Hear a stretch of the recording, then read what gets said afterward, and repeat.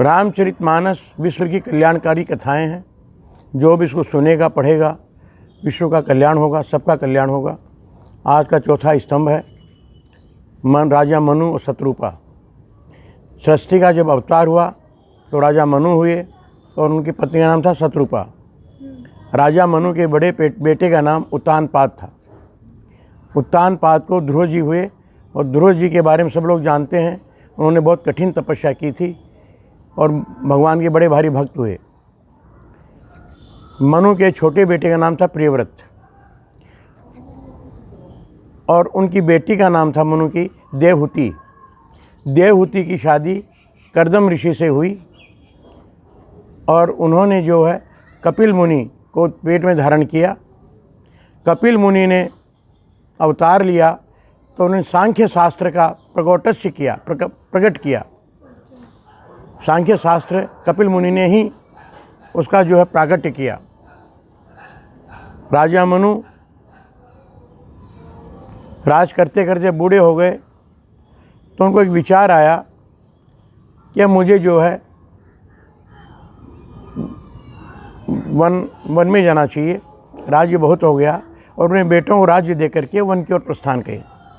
राजा मनु नैमिषारण्य पहुँचे, गोमती नदी में स्नान किया। इसके बाद में उन्होंने तप शुरू कर दिया। 12 मंत्र है, ओम नमो भगवते वासुदेवाय, 12 अक्षरों का मंत्र है। इसी मंत्र के साथ उन्होंने जो है तप करना शुरू कर दिया। 6000 वर्ष तक जल पिए, केवल जल पिए। 7000 वर्ष तक केवल वायु का ग्रहण किए।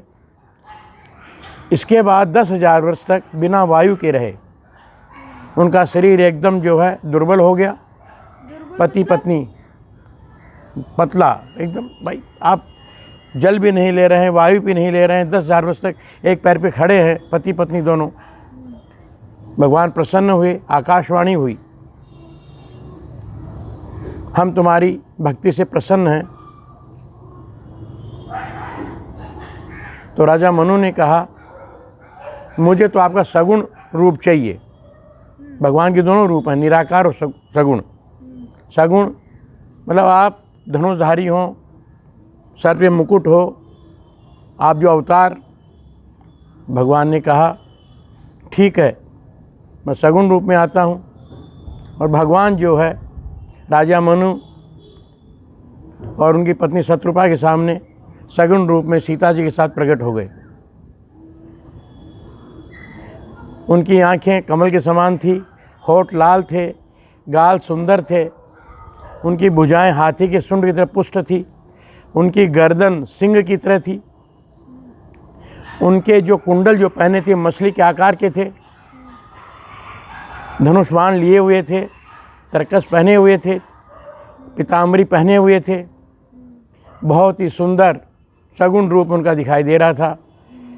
और महाराज मनु एक टक देखते रह गए, शत्रुपा भी एक टक देखती रह गई। उनके बाएं सीता जी खड़ी थी।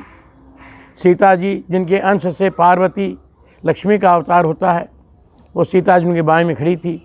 वो सगुण रूप देख करके एकदम पति पत्नी खड़े रहे। भगवान बोले वर मांगो, क्या चाहिए? मनु ने कहा मुझे, आप तो अंतर्यामी हैं, सब कुछ जानते हैं, और मैं कल्प वृक्ष के नीचे बैठा हुआ हूँ, जहाँ जो इच्छा होती है वही मिल जाता है। अब मुझे शर्म भी आ रही है, लेकिन मैं मांग लेता हूँ, मुझे आप जैसा पुत्र चाहिए। जैसे आप हैं वैसा ही मुझे पुत्र चाहिए। तो भगवान ने कहा मेरा जैसा पुत्र मैं ढूंढने कहाँ जाऊँगा, मैं स्वयं ही तुम्हारे यहाँ जो है पैदा होऊंगा।